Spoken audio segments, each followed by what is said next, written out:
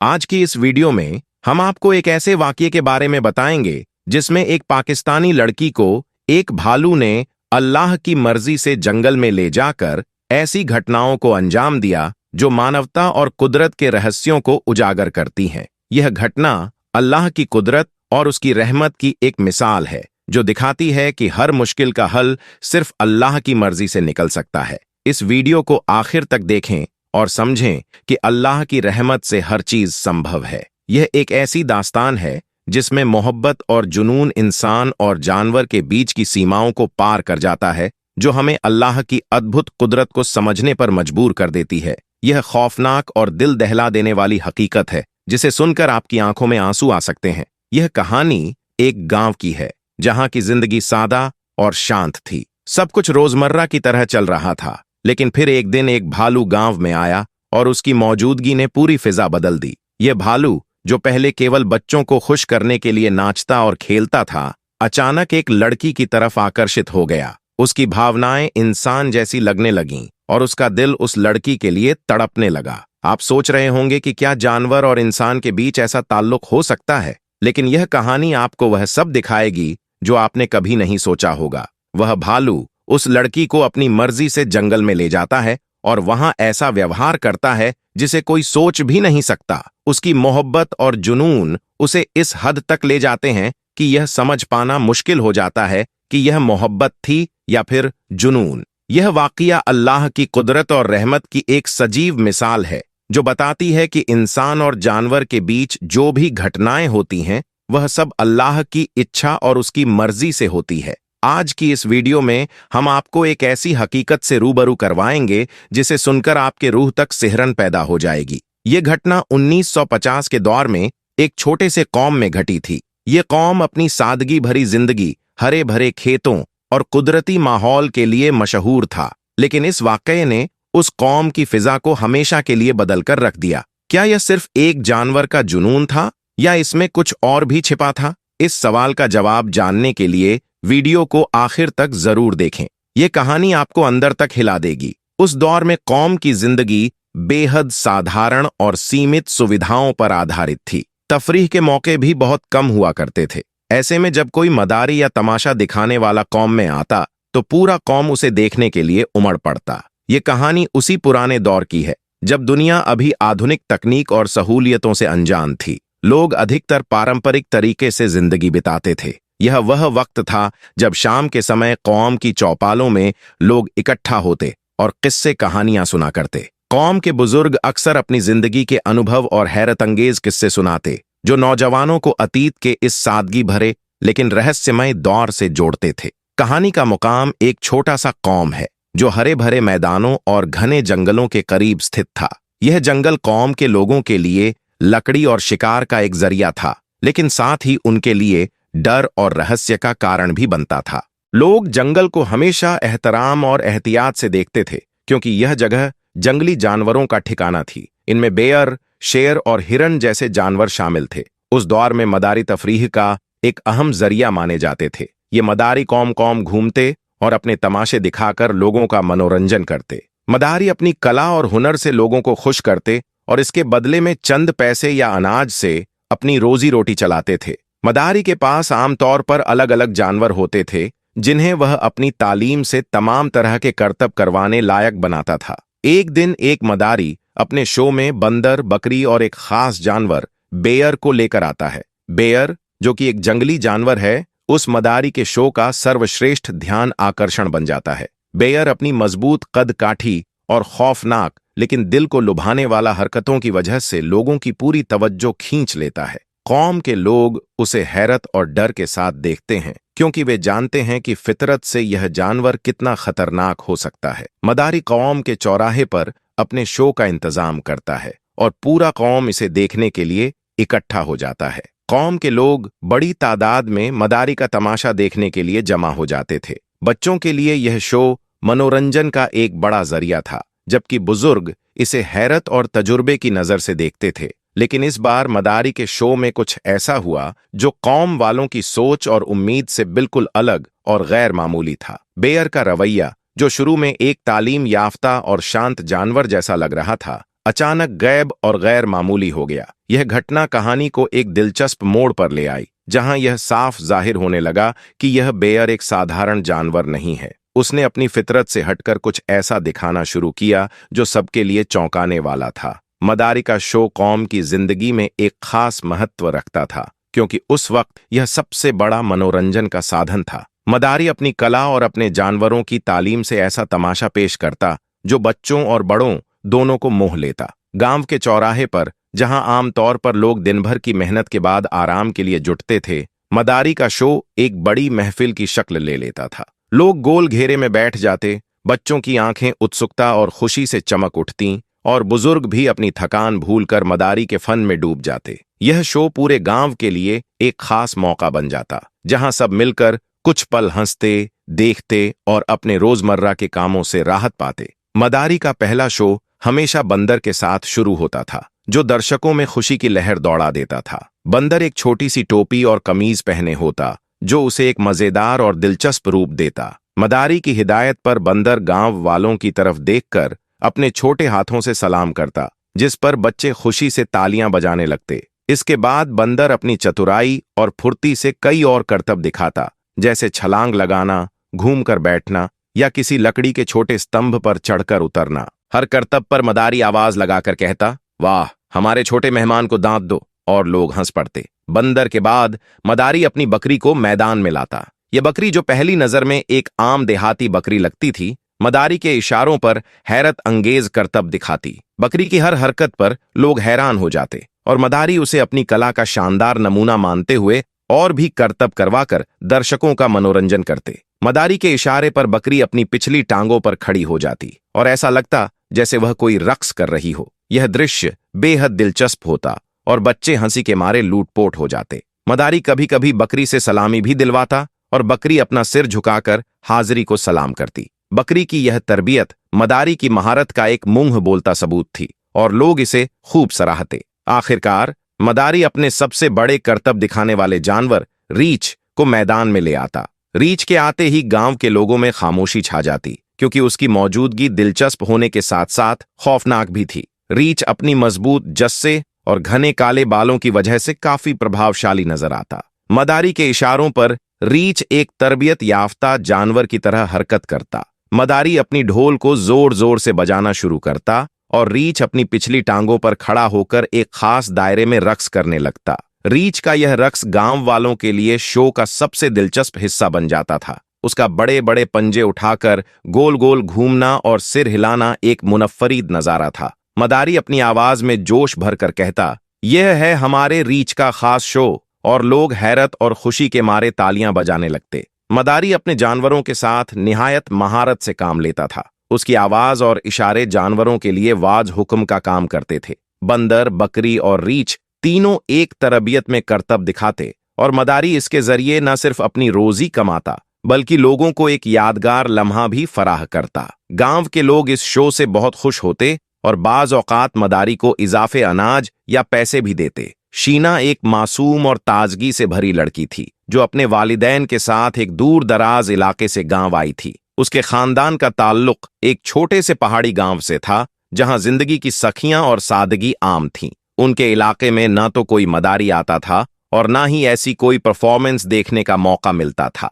यही वजह थी कि जब मदारी गांव आया और अपने तमाशे का ऐलान किया, तो शीना की खुशी की कोई हद नहीं रही। मदारी के शो में शिरकत उसके लिए किसी ख्वाब जैसा तजुर्बा था। बंदर और बकरी के करतब उसे खुश जरूर करते थे, लेकिन जब रीछ की बारी आई तो वह पूरी तरह मशहूर हो गई। रीछ की बड़ी जस्से, घने काले बाल और उसका रक्स शीना के लिए नाकाबिले यकीन था। जैसे ही मदारी ने ढोल बजाना शुरू किया और रीछ ने अपने पंजे उठाकर दायरे में घूमना शुरू किया, शीना की आंखें हैरत से चमक उठीं। उसने अपनी छोटी बहन के कान में सरगोशी की, यह कितना खूबसूरत और दिलचस्प है। शीना रीछ के रक्स से मुतासिर होने के साथ साथ उससे एक जज्बाती लगाव महसूस करने लगी। वह रोज मदारी के शो में शिरकत करती और हमेशा रीछ की परफॉर्मेंस का बेसब्री से इंतजार करती। वह न सिर्फ रीछ की हरकतों को देखकर खुश होती, बल्कि यह सोचती कि यह जंगली जानवर, जो आमतौर पर खतरनाक समझा जाता है, किस तरह मदारी के इशारों पर चलता है।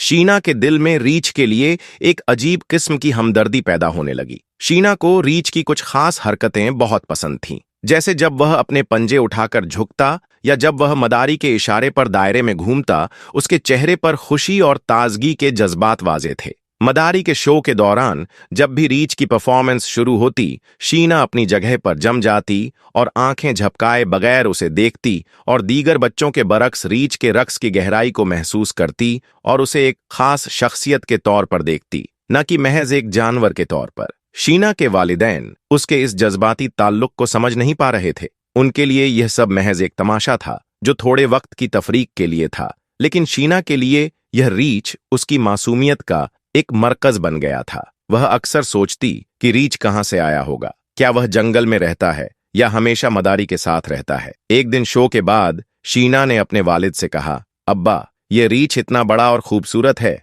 क्या यह खुश होगा? क्या यह मदारी के साथ रहना पसंद करता होगा? यह सवाल निहायत मासूम था, लेकिन उसने शीना के जज्बात को वांच कर दिया। वह इसको महज एक तरबियत याफ्ता जानवर के तौर पर नहीं, बल्कि एक जिंदा और महसूस करने वाली मखलूक के तौर पर देखती थी। शीना की यह मासूम मोहब्बत और तजस्सुस कहानी को एक नए मोड़ पर ले जाने वाले थे। गांव वालों के लिए यह शो महज एक तफरीक का जरिया था, लेकिन शीना के लिए यह एक जज्बाती सफर की इब्तिदा थी। यह लगाव रीछ के साथ उसकी जिंदगी में एक गैर मामूली वाकये को जन्म देने वाला था, जिसने गांव के तमाम लोगों को हैरत में डाल दिया। मदारी के शो के दौरान जब रीछ अपनी मामूल की परफॉर्मेंस कर रहा था, उसकी नजर अचानक शीना पर पड़ी। वह छत पर खड़ी थी, अपने भाई बहनों के साथ शो देखने में। रीछ के लिए यह पहली बार था कि वह किसी को इतनी तवज्जो से देख रहा था। शीना की मासूम मुस्कुराहट और तज भरी नजरों ने रीछ को एक गैर मामूली कैफियत में मुब्तला कर दिया। रीछ ने शीना की तरफ देखते हुए अपनी हरकतें बदलना शुरू कर दीं। मदारी के इशारे पर वह आमतौर पर बड़े पुष्कल अंदाज में हरकत करता था, लेकिन अब उसके रक्स में अजीबोगरीब तब्दीलियां आने लगीं। वह ज्यादा जोर से जमीन पर पांव मारने लगा और अपनी गर्दन झटक कर शीना की तरफ देखता रहा।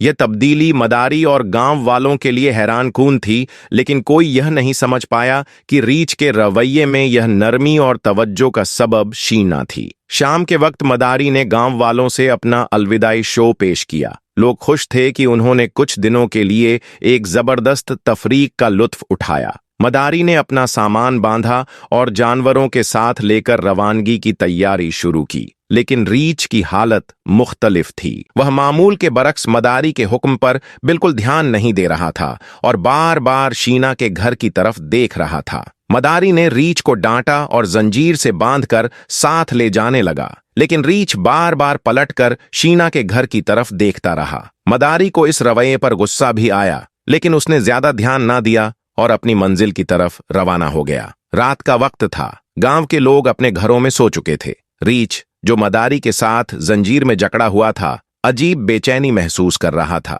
उसने कई बार जंजीर खोलने की कोशिश की और आखिरकार अपनी पूरी ताकत लगाकर बेड़ी तोड़ने में कामयाब हो गया। आजादी के बाद रीछ सीधा शीना के घर की तरफ भागा। गांव की गलियां खामोश थीं और उसका भारी जिस्म जमीन पर चलने से धीमी धीमी आवाज पैदा कर रहा था। जब वह शीना के घर पहुंचा तो उसने बड़ी जुबान से दरवाजे को चाटना शुरू कर दिया, जैसे किसी अजीज को पुकार रहा हो। रीछ ने दरवाजा खोलने की कोशिश की। उसके भारी पंजे दरवाजे पर पड़ते ही एक गुजदार आवाज पैदा हुई, जिससे शीना का शौहर जाग गया। उसने फौरन चिराग जलाया और दरवाजे की तरफ बढ़ा। रीछ की मौजूदगी का एहसास होते ही उसके दिल में खौफ की लहर दौड़ गई, लेकिन उसने हिम्मत जमा करके दरवाजा खोल दिया। दरवाजा खुलते ही रीछ ने अपनी बड़ी आंखों से शीना के शौहर को देखा और वह मजीद अंदर आने की कोशिश करने लगा, लेकिन शीना का शौहर ने जोर से दरवाजा बंद कर दिया। रीछ ने दोबारा अपनी ताकत लगाई और दरवाजे को धकेलने लगा।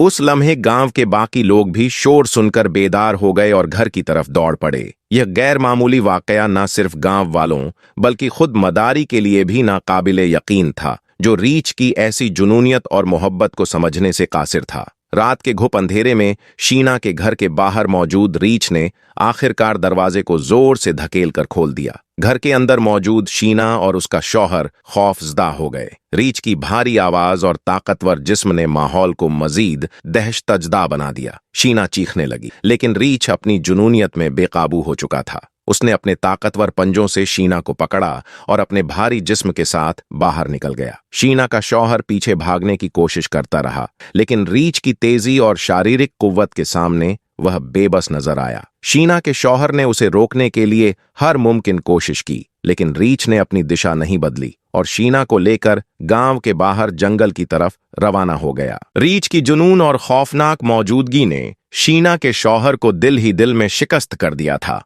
उसने चीखकर गांव के लोगों को मदद के लिए पुकारा, लेकिन ज्यादातर लोग खौफ के मारे अपने घरों से बाहर नहीं निकले। शीना का शौहर खुद भी रीछ के सामने कमजोर और खौफजदा था। उसने हिम्मत करके रीछ का पीछा करने की कोशिश की, लेकिन जैसे ही वह जंगल के करीब पहुंचा, अंधेरा, जंगली माहौल और रीछ की मौजूदगी ने उसके कदम रोक दिए। वह वहां खड़ा हाँफ रहा था। दिल शिकस्त की हालत में वह वापस गांव की तरफ भाग गया ताकि मदद कर सके। गांव में जैसे ही इस वाकये की खबर फैली, एक हलचल मच गई। शीना के शौहर ने अपने पड़ोसियों को जगाया और उन्हें सारी सूरत हाल से आगाह किया। गांव के मर्दों ने जल्दी से हथियार उठाए, जिनमें लाठियां, कुल्हाड़ी शामिल थे। उन्होंने फैसला किया कि वो रीछ को पकड़कर शीना को वापस लाएंगे। मदारी, जो अभी गांव से ज्यादा दूर नहीं गया था, इस वाकये की खबर सुनकर खुद भी हैरतजदा हो गया। गांव वालों ने मदारी से पूछा कि रीछ कहां जा सकता है और उसके साथ कैसे पेश आना चाहिए।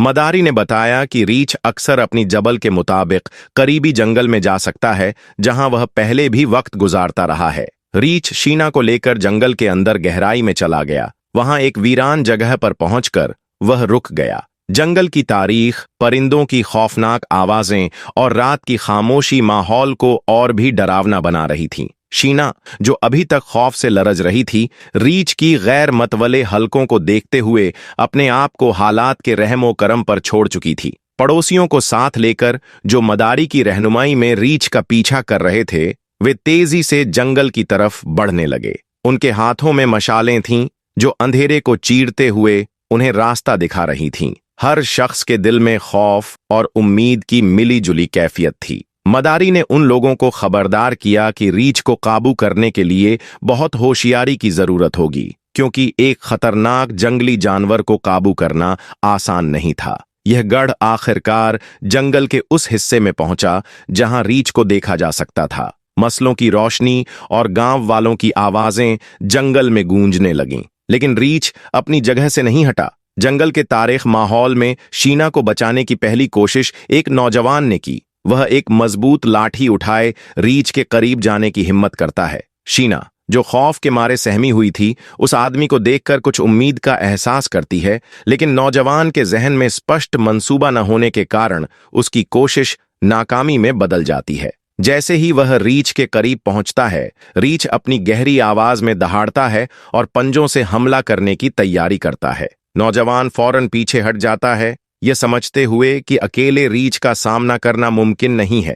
वह जल्दी से वापस जाकर गांव वालों को हालात से आगाह करता है, जिन्होंने पहले ही मदारी को जगाने का फैसला किया होता है। मदारी को जगाया जाता है और उससे रीछ को काबू करने के लिए मदद तलब की जाती है। वह, जो पहले ही शर्मिंदगी और परेशानी का शिकार था, फौरन मौके पर पहुंचता है। मदारी अपने साथ एक खास छड़ी और कुछ खाने की चीजें लेकर आता है, जिनसे वह आमतौर पर रीछ को काबू में रखता था। मदारी ने रीछ को मुखातिब किया और अपनी मखसूस आवाज में उसे बुलाया, जैसे वह अपने शो के दौरान करता था। रीछ मदारी को देखकर चंद लम्हों के लिए रुक जाता है, लेकिन शीना की मौजूदगी उसे मजीद दीवाना बनाती है। वह दहाड़ता है और मदारी की तरफ बढ़ता है। रीछ मदारी समेत हर किसी के लिए खतरा बन चुका था। जैसे ही कोई उसके करीब आता, वह अपने ताकतवर पंजों से हमला करता। उसकी वहशत और नाकाबू हरकतों ने मदारी को खौफ में डाल दिया। मदारी ने उसे शांति में लाने की बहुत कोशिश की, लेकिन रीछ का जुनून कम होने के बजाय बढ़ता जा रहा था।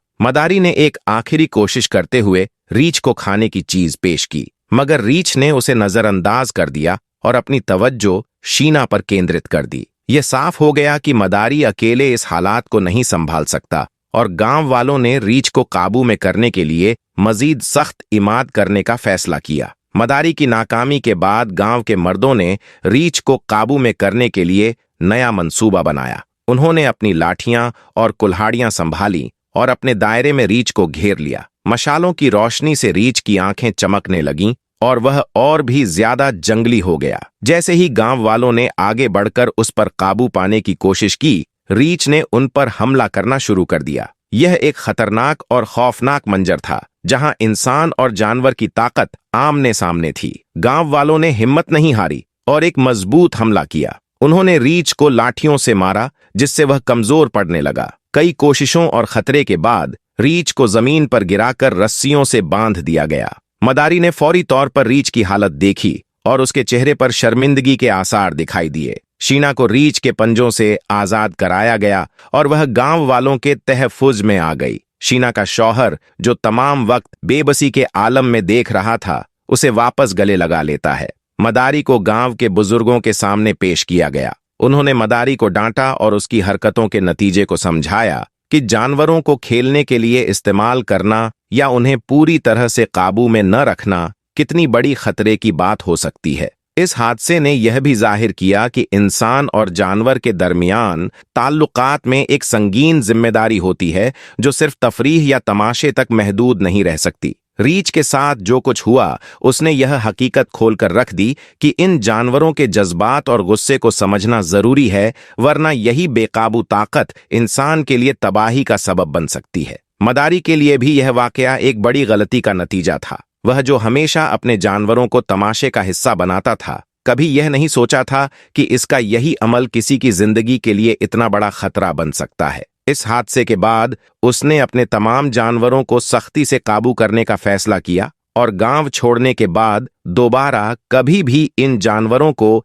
इस तरीके से आजाद नहीं किया। गांव वालों ने भी अपने रवैया को बदलते हुए यह समझा कि जंगली जानवरों के साथ ज्यादा मोहतरम व्यवहार रखने की जरूरत है। इस वाकये ने गांव की अक्सरियत को यह सिखाया कि इंसान की जिम्मेदारी सिर्फ अपने अहलो आल तक महदूद नहीं है, बल्कि उसे उन मखलूकों के बारे में भी सोचना चाहिए जिन्हें वह अपनी तफरीह के लिए इस्तेमाल करता है। यह वाकया यह साबित करता है कि इंसान का हर एक अमल अल्लाह के सामने हिसाब के लायक है और हर मखलूक की हक़ का उल्लंघन करना मना है। इस्लाम में हर चीज को तवाजुन और इंसाफ के साथ करना जरूरी है। अल्लाह ताला ने इंसान को यह जिम्मेदारी दी है कि वह सिर्फ अपनी फर्ज जिम्मेदारियों तक ही सीमित न रहे, बल्कि उसे अपनी जिंदगी में हर मखलूकन के साथ दया और रहम का बर्ताव करना चाहिए। यही तवाजुन और एहतियात की राह है जो हमें अल्लाह के रास्ते पर चलने की तौफीक देती है। इस वाकये ने यह भी सिद्ध किया कि जंगली जानवरों के साथ किसी भी तरह का असंवेदनशील व्यवहार या उनका नुकसान करना न केवल इस्लामी अखलाक के खिलाफ है, बल्कि यह अल्लाह के हुक्म के खिलाफ भी है। इस्लाम में हमें हर मखलूक की इज्जत करनी चाहिए, क्योंकि यह अल्लाह का दी हुआ हक़ है। अल्लाह के रसूल ने हमें यह सिखाया कि हमें हर मखलूक के साथ इंसाफ और दया से पेश आना चाहिए। यही वह तरीका है जिसके जरिए हम अपनी जिम्मेदारी निभा सकते हैं और अल्लाह की रजा प्राप्त कर सकते हैं। इस्लाम में तफरीह के नाम पर किसी भी मखलूकन की तंदुरुस्ती और खुशहाली को नुकसान पहुंचाना न केवल गलत है, बल्कि यह हमारे ईमानी जीवन के लिए भी हानिकारक है। नाजरीन, यह थी हमारी आज की वीडियो। आपको कैसी लगी नीचे कमेंट बॉक्स में जरूर बताइएगा। आज की इस वीडियो में था बस इतना ही। मजीद वीडियोस हासिल करने के लिए अल्लाह की शान चैनल को सब्सक्राइब कर दें और साथ में मौजूद बेल के आइकन को दबाकर ऑल पर क्लिक कर दें। शुक्रिया।